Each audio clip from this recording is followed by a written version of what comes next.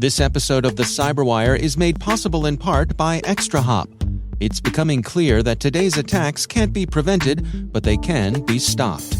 Modern cyber attackers have already made it inside your network, but you have the upper hand. Find and eradicate threats with ExtraHop network detection and response and shut them out before real damage is done. Learn the advanced techniques attackers are using and how ExtraHop stops them with a live attack simulation. Visit extrahop.com/cyberwire. That's extrahop.com/cyberwire.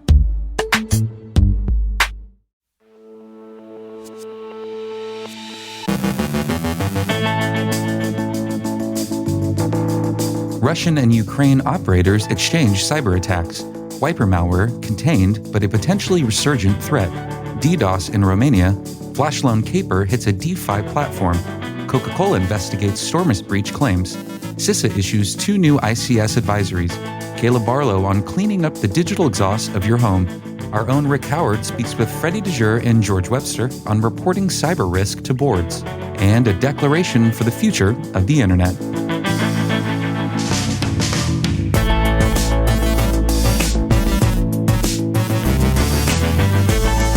From the CyberWire studios at Data Tribe, I'm Trey Hester with your CyberWire summary for Friday, April 29th, 2022.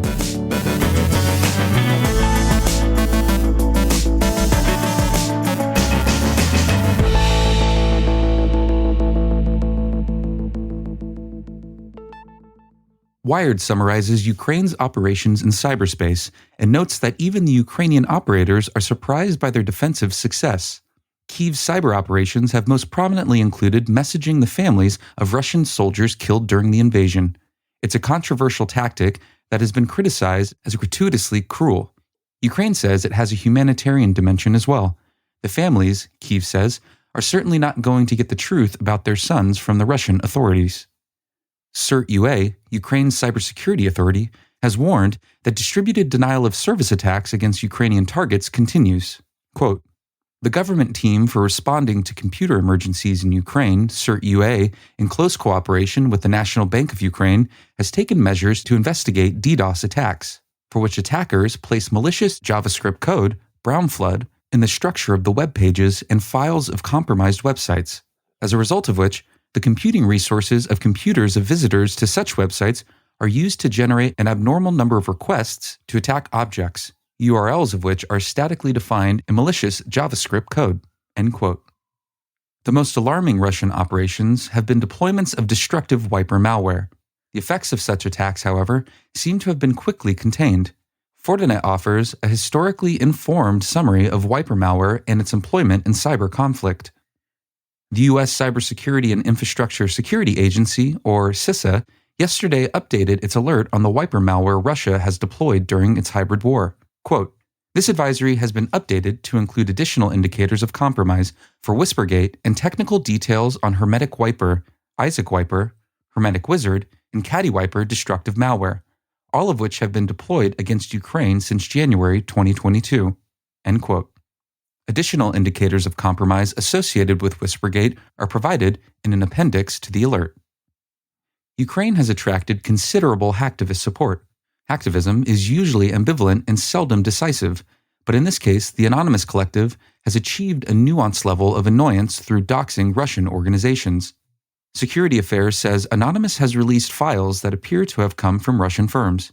First, Elektrocentromontaj, which provides electrical equipment to Russian electrical power generation and distribution centers, a 1.7 terabyte archive containing 1.23 million emails has been posted to DDoS secrets.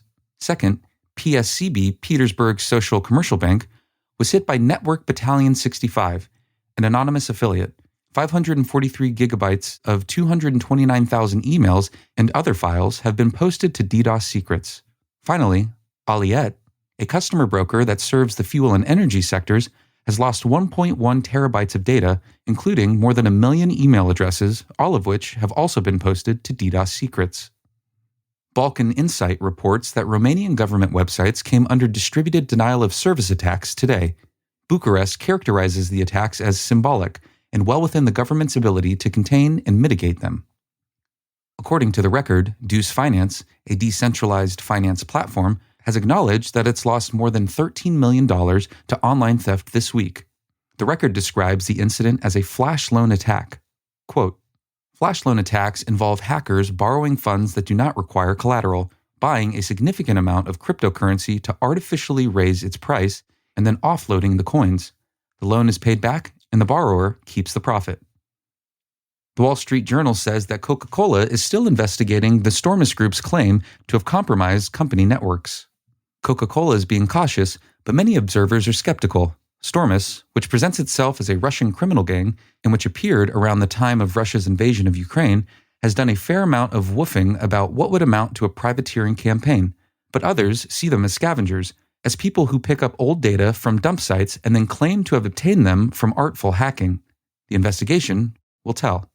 In the meantime, Tech Monitor quotes Recorded Futures assessment, which is that Stormous is known as, quote, "a bit of a clown show," end quote. Recorded Futures' Alan Liska says, quote, "That doesn't mean they didn't successfully pull off the attack. It is possible. But I think many researchers are going to need additional verification before taking this group at their word," end quote. The U.S. Cybersecurity and Infrastructure Security Agency, or CISA, issued 2 industrial control system advisories yesterday, covering Delta Electronics' DIA Energy and Johnson Controls' Metasis. And finally, the U.S. and 60 other nations yesterday issued a declaration for the future of the Internet. A White House fact sheet says the declaration aims at securing the following principles. 1. Protect human rights and fundamental freedoms of all people. 2. Promote a global Internet that advances the free flow of information. 3. Advance inclusive and affordable connectivity so that all people can benefit from the digital economy. 4. Promote trust in the global digital ecosystem, including through protection of privacy. And 5. Protect and strengthen the multi-stakeholder approach to governance that keeps the Internet running for the benefit of all. Neither Russia or China have signed on.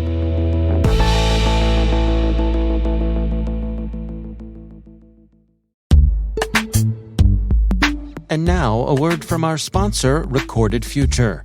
Staying one step ahead of the rapidly evolving threat landscape requires a constant flow of daily intelligence. To stay up to date on everything happening in the world of cybersecurity, join over 50,000 other security professionals who subscribe to the Cyber Daily. With daily email updates on the latest cybersecurity news, top threat actors, exploited vulnerabilities, suspicious IP addresses, and more, the Cyber Daily is the first thing security professionals check every morning. To learn more and subscribe for free, go to recordedfuture.com/cyber-daily. And we thank Recorded Future for sponsoring our show.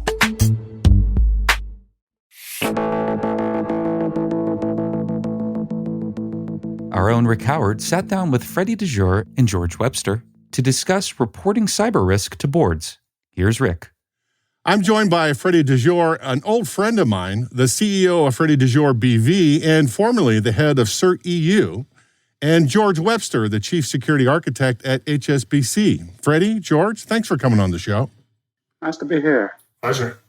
You two belong to something called the Cyber Risk Metrics Working Group, and the group has just recently published 2 versions of a study called Reporting Cyber Risk to Boards, Control, Measure, Report, Repeat.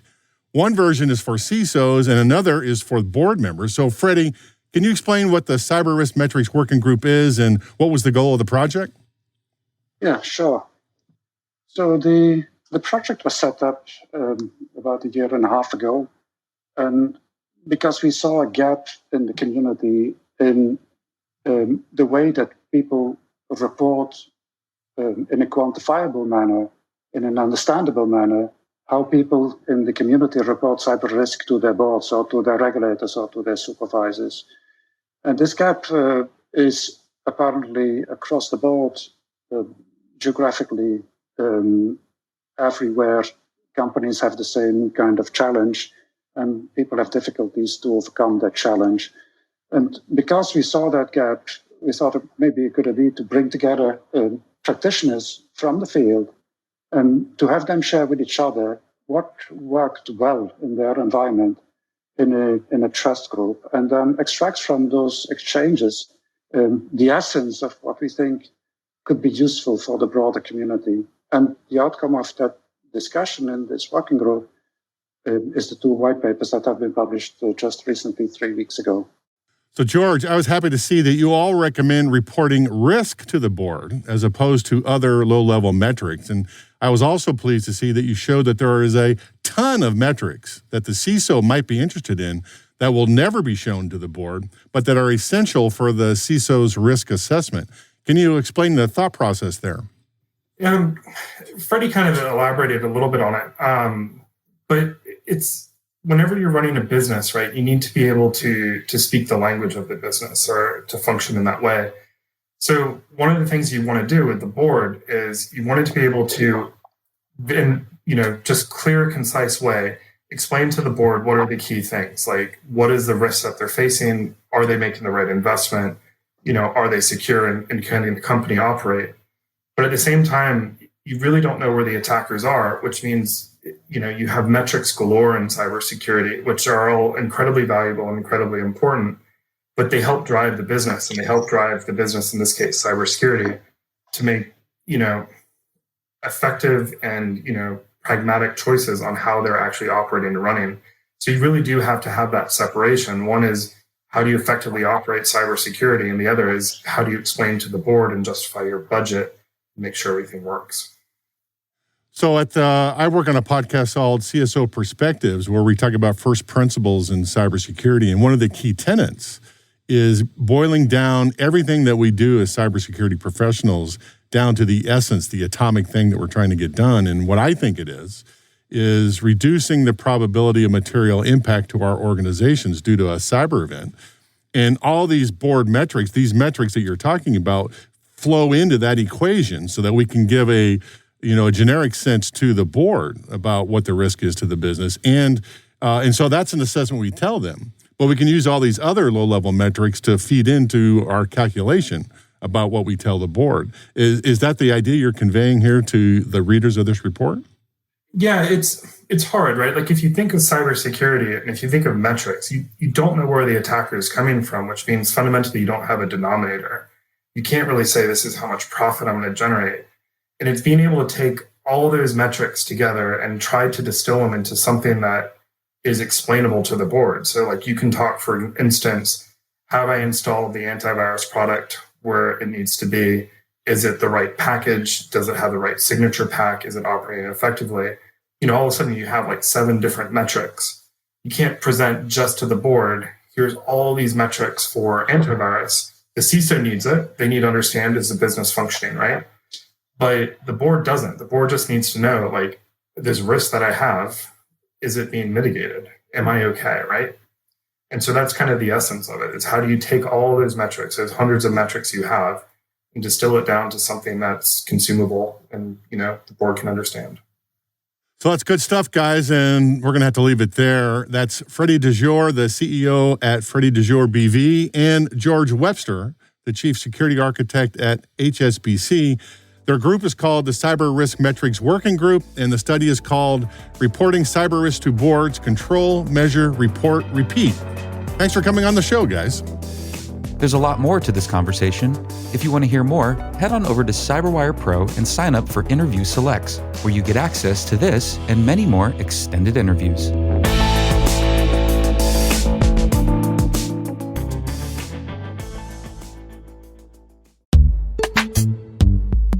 And now, a word from our sponsor, Collide. Collide sends employees important, timely, and relevant security recommendations for their Linux, Mac, and Windows devices right inside Slack. Collide is perfect for organizations that care deeply about compliance and security, but don't want to get there by locking down devices to the point where they become unusable. Instead of frustrating your employees, Collide educates them about security and device management while directing them to fix important problems. You can try Collide with all its features on an unlimited number of devices for free for 14 days, no credit card required. Try it out at collide.com/CyberWire Daily. That's KOLIDE.com/CyberWire Daily. Enter your email when prompted to receive your free Collide gift bundle after trial activation. And we thank Collide for sponsoring our show.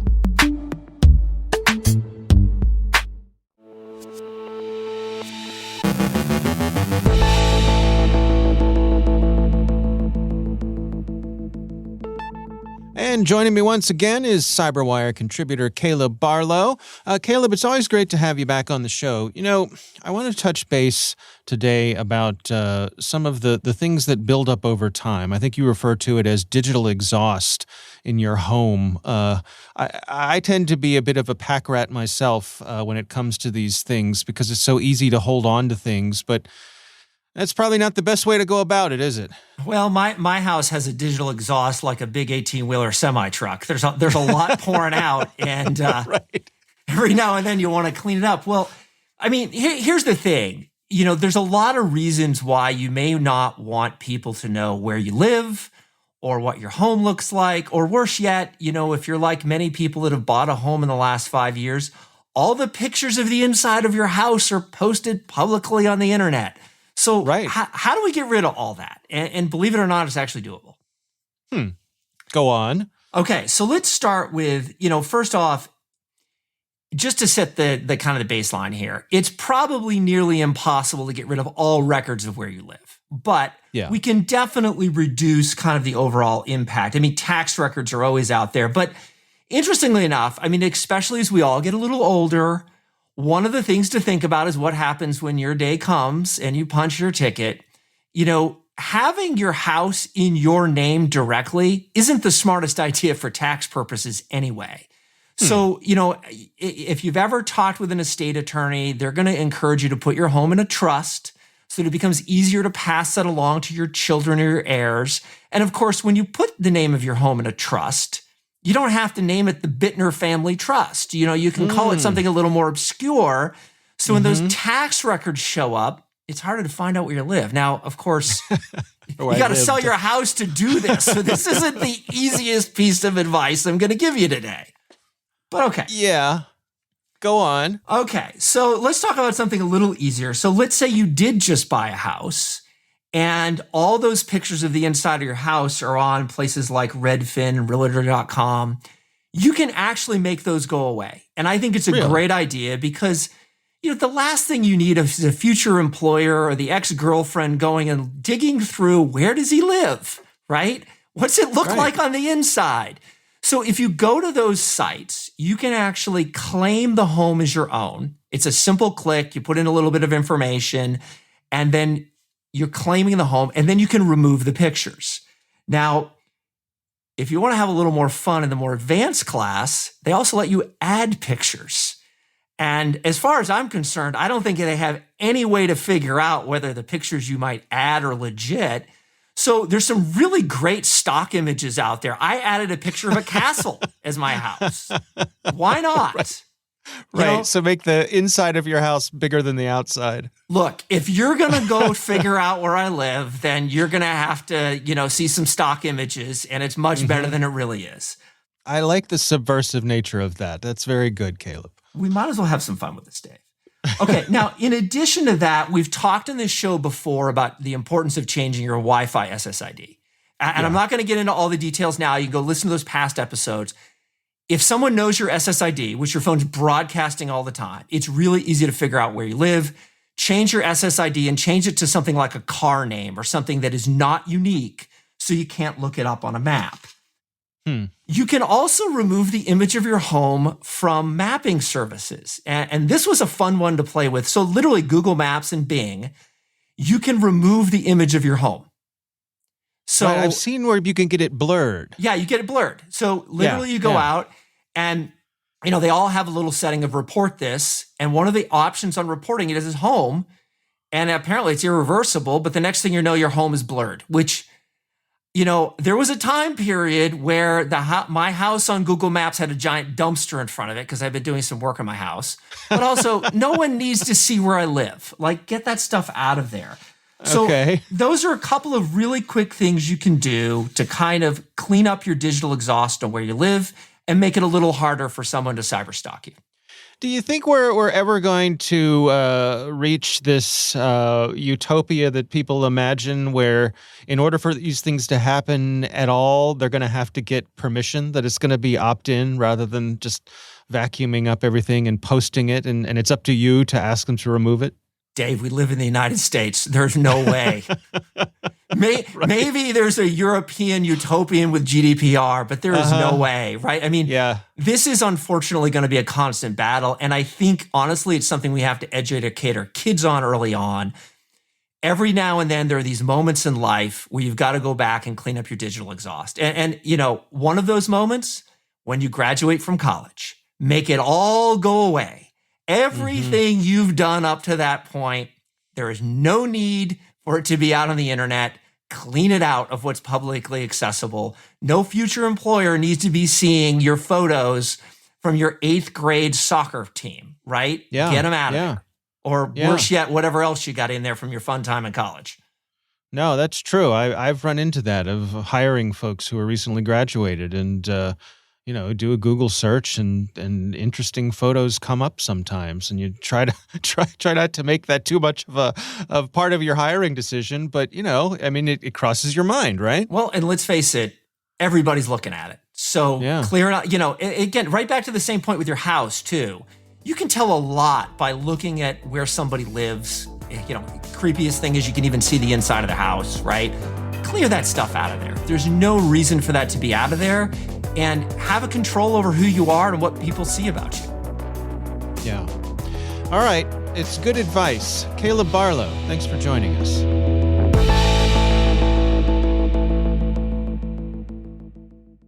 Thanks to all of our sponsors for making the CyberWire possible, especially our supporting sponsor, AlertLogic, the only MDR provider that delivers comprehensive coverage for public clouds, SaaS, on-premises, and hybrid environments. Learn more at alertlogic.com.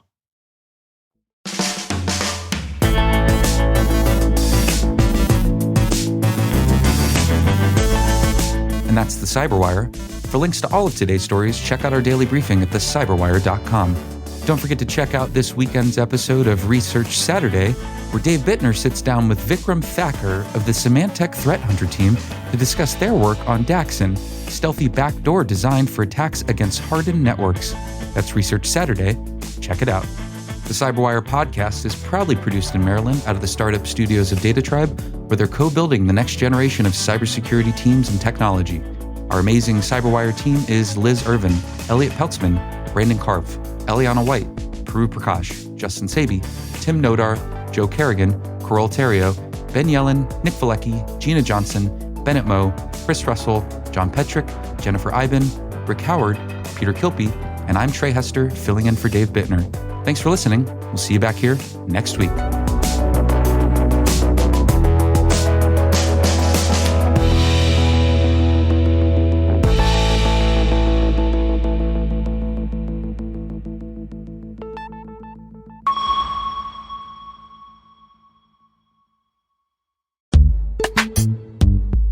The cyber war is never-ending. PlexTrack, the proactive security management platform, helps teams win the right battles by boosting efficiency and effectiveness and cutting reporting time in half. PlexTrack clients report an average 20% time savings and 30% increase in efficiency. PlexTrack streamlines and automates workflows through the full cybersecurity lifecycle. Key integrations with popular tools means all your data can be easily aggregated in one place. Robust analytics provide insight into security posture and inform prioritization. A library of finding write-ups and custom templating facilitate efficient, consistent reporting. Remediation tracking ensures measurable progress. All in all, PlexTrack provides a single source of truth for all stakeholders. PlexTrack can help your team aggregate your data, gain visibility into your security posture, and track progress over time, assuring your organization is always prepared for the next threat. Visit plextrack.com/thecyberwire to learn more. And we thank PlexTrack for sponsoring our show.